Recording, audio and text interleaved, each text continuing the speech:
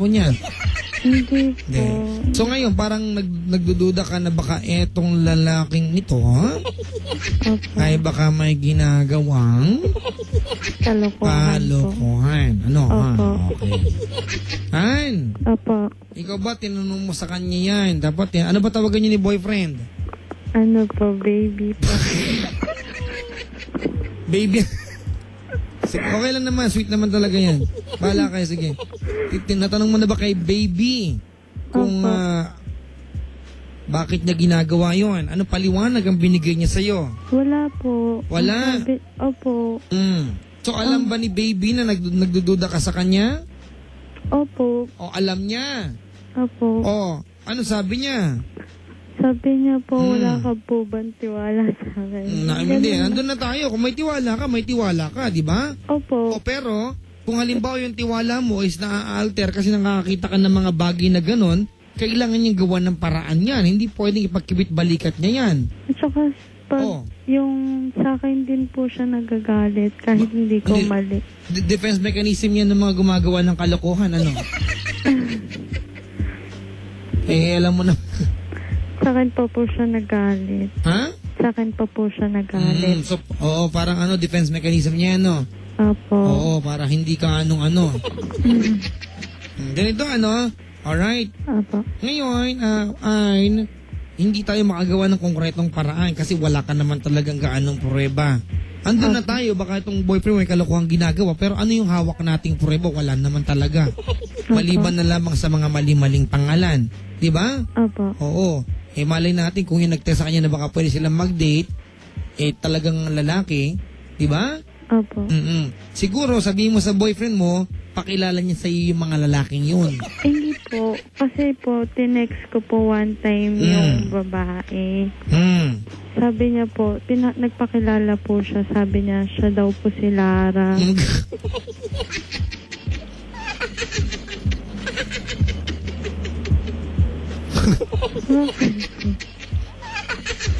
Siya si Lara. Opo. Ano sabi ni Lara sa'yo na naging magka-text kayo? Ayun nga po, sabi ko, girlfriend po niya ako.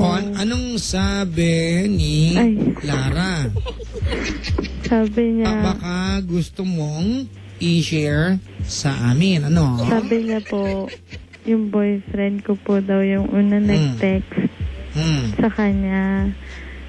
Tapos, so, ibig sabihin, confirm natin na yung pangalan sa cellphone niyang, yung isang yon ay babae talaga. Opo. Nakausap mo yung girl, naka-text mo, sinabi niya yung boyfriend mo muna nag-text sa kanya. Opo. Na pinatulan naman nung Lara na yon. Opo. Oo, anong paliwanag yung binigay sa'yo ng boyfriend mo specifically sa sitwasyon na yon? Sabi niya po, ano po? Wala po ba daw akong tiwala? Ayun ang sabi niya. Opo. So puro wala. Dapat tinagot mo siya, wala. Ganito, Opo. sabihin mo sa boyfriend mo, kapag tinanong kanya kung wala kang tiwala sa kanya, sabihin mo, nakakaduda siyang tao, di ba? Opo. Kasi, kung talagang nais niyang hindi siya pagdudahan, imbis na ang isagot niya sa'yo, yung wala ka bang tiwala sa kanya, dapat magpaliwanag siya para mawala ang iyong agam-agam. Di ba? Opo. Which is hindi niya ginagawa. Opo. Na tintindihan mo. Opo. Yun ang pinapunto ko dito. Alright? Kailan kayo mag-uusap ni boyfriend? Hindi po kami magkausap ngayon eh. Ano na? Hindi po kami nagkausap ngayon. Oo nga, kailan nga te? Yun ang tanong. Hindi ko po alam. Pag nagkita kayo ulit, sabihin mo sa kanya, alam mo, baby.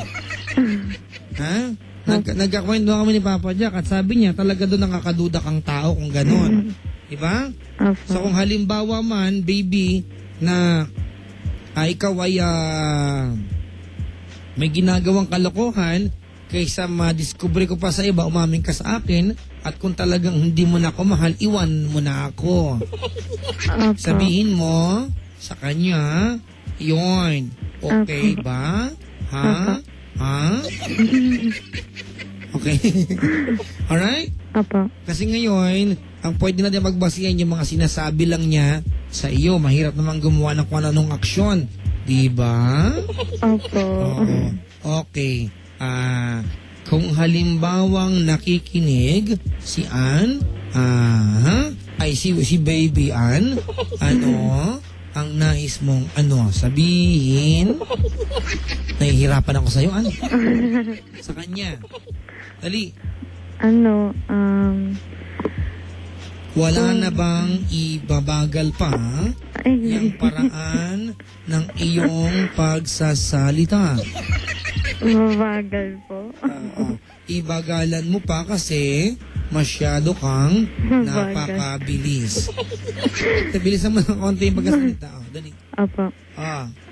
Kung nakikinig ka man, sana wag ka nang ganon. Kasi minsan kasi nasasaktan din kasi ako sa ginagawa mo.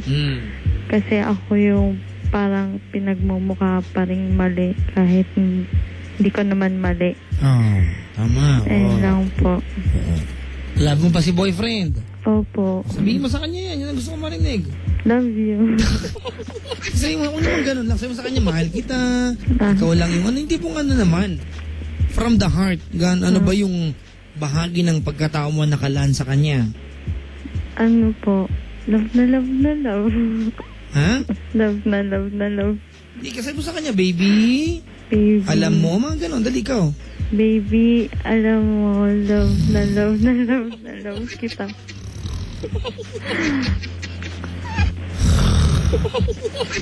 So, papasap. Papasap. Sino to? Kita mo natutulog ang tao. Sigaw ka. Gising na. Sino ka? Gabi na. Gabi na ba? Gising na. An, Po. ngayon kasi, bottom line nito, wala ka pang gahan ng problema, pero nag-uumpisa na. Opo. Diba? Opo. Paramdam mo sa boyfriend mo na kung sakali mo meron na siyang iba, handa kang tanggapin yon. Opo. Yung tipong wag na siyang magsinungaling pa kung doon rin naman patungo yon, di ba? Opo. Pero kung halimbawa ikaw ang love niya, tigilan niya mga kalokohan na yon. Huwag siya Opo. kamong gagawa ng kahit anong katarantaduhan para magduda ka sa kanya. Opo. Naintindihan mo? Opo. Sabihin mo sa kanya na, Opo. kasi pag hindi mo daw ginawa, sabi mo, bubuhuling ka ni Papa Jack ng buo. Opo. Ha? Opo. Oo. Opo. Naintindihan mo?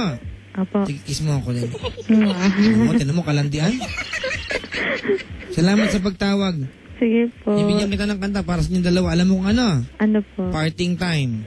Ah. Okay ba sa'yo? Opo. Okay naman daw. Sa pag-iwala yon, anong okay? Hindi. Ito, coming from Bugoy, ha? Opo. Sige, Thank you salamat po. sa pagtawag. Thank you po. Mga kaibigan, yan po yung ating caller na si Ann na tumawag pa mula pa sa Kainta. Eto na, mga kaibigan. Parang sa kabilang istasyon to,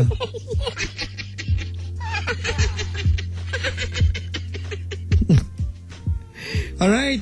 Eto, kain from Bugoy Driloy ang awitin niyang... Ay, na-play ko na to kanina. Ay, hindi pa. Na-play ko ba? Hindi pa. Palitan natin. Ano lang mga kaibigan. Coming from Uncle Cracker. Ayan, sa mga may nilalang po na nagpapangiti sa kanila. Diba? Smile, everyone.